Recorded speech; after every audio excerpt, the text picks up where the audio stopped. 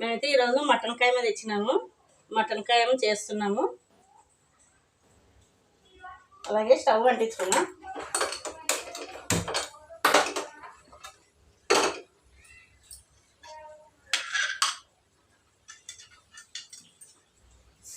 Oil వేస్తా. సరిపోయేంత oil వేసుకోవాలి మటన్ కాయమకు.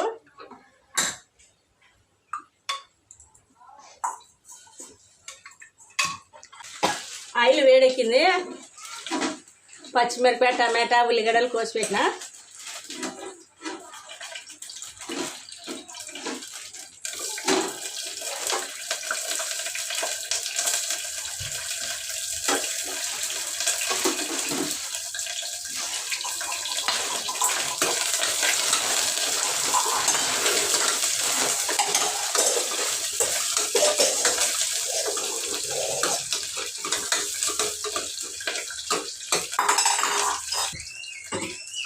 పచ్చిమిరపకాయ, ఉల్లిగడ్డ వేసిన.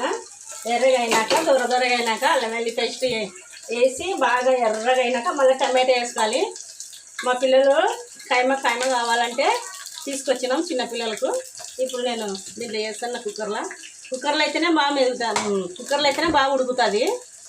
బాలలు అయితే ఉడకదు అన్నమాట. మనం ఫస్ట్ ఉడకబెట్టుకొని తిరువాతకి వేసుకోవాలన్నమాట. బాలల అట్లా లేకుండా డైరెక్ట్ వేసేస్తున్నా.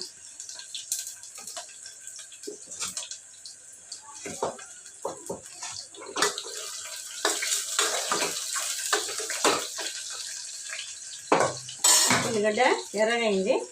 అల్లం వెల్లుల్లి పేస్ట్ వేసుకుంటున్నా. దీంట్లోనే అల్లం, కొబ్బరి, కొత్తిమీర అన్నీ మిక్సీకి వేసాను అన్నమాట.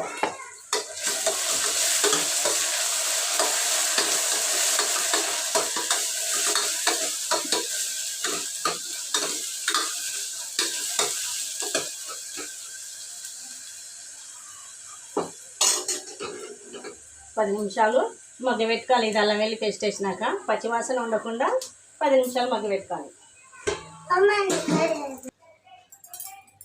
మూత తెరుస్తుందాం. ఇప్పుడు టమాటాలు వేసుకున్నా. 2 టమాటాలు వేసిన చిన్నవి. బాగా ఇది మగ్గాలన్నమాట. టమాటా కూడా ఇది కూడా పచ్చివాసన అయ్యేటట్లు మగ్గబెట్టాలి. అలాగే పసుపు వేసుకోను. పైన అంతా పసుపు వేసుకోవాలి. అలాగే ఉప్పు,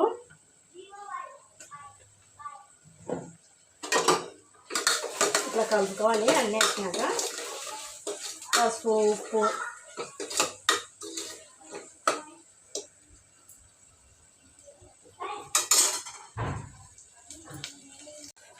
అలాగే మూత తీసినాము. ఇప్పుడు మగ్గిందో లేదో చూస్తున్నా.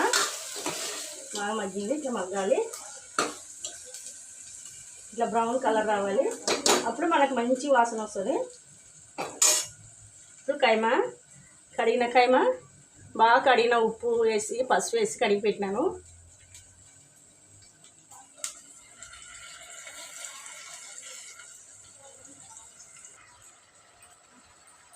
అంతే వేసేసినాను. ఇప్పుడు మేము కలుపుకుందాం ఇట్లా.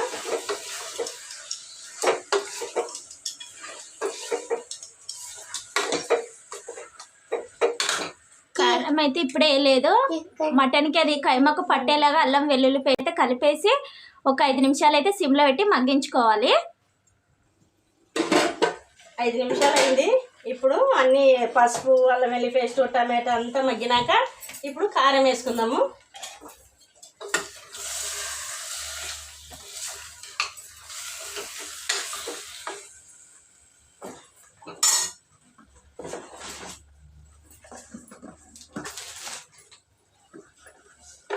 కారము కైమ కదా, మటను కొంచెం ఎక్కువ పడాలి.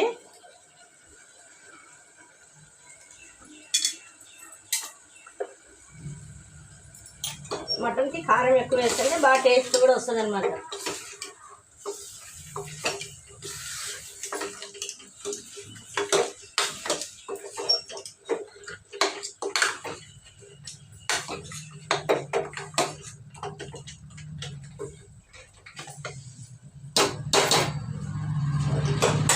ఇది నీరు పోయేంత వరకు మనము వేసి పెట్టుకోవాలి. మూత పెట్టుకుందాం. చూద్దాము ఎట్లుందా. టైం ఇట్లా ఉంది. గట్టిగా అయిపోయింది. ఇంకా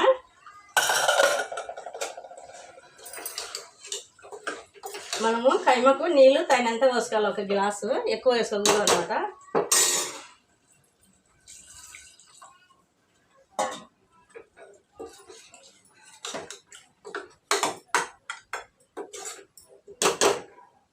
ఇప్పుడు ఒక 5 ఈజీలు కానీ 6 ఈజీలు కానీ పెట్టుకుందాము. కైమ ఉడకాలి కదా మెత్తగా.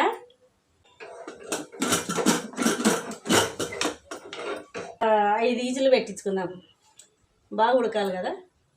అప్పటికి మనకి మటన్ కైమా చాలా టేస్టీగా వస్తుంది. గ్రేవీగా ఉంటుంది. ఎందుకంటే చిన్నగా ఉంది కదా ముక్క కైమా, అందుకనే కొన్ని నీళ్ళు పోసుకున్నాం. ఎక్కువ నీళ్ళు అయితే పోసుకోకూడదు. ఇంకా 5 విజిల్ పెట్టించుకొని బంద్ చేసేసుకున్నాం స్టవ్. మటన్ కర్రీ అయితే కైమా మటన్ కర్రీ అయితే ఒక విజిల్ వచ్చేసింది. ఇంకా 3 విజిల్ అయితే మటన్ కైమా కర్రీ రెడీ అయిపోతుంది మనకి. 5 ఈజీలు వచ్చినాయి, బంద్ చేస్తున్నాం. ఇప్పుడైతే వంటలు అయిపోయినాయి. ఒకసారి చూద్దాం రండి. శుద్ధ రొట్టెలు, అలాగే మటన్ కర్రీ. మటను ఇది కైమా చేసినాము. మటన్ కైమా, మునక్కాయల మటన్, అలాగే తెల్లన్నం. మా వీడియో నచ్చినట్లయితే లైక్ చేయండి, షేర్ చేయండి, కామెంట్ చేయండి, సబ్స్క్రైబ్ చేసుకోండి. బాయ్.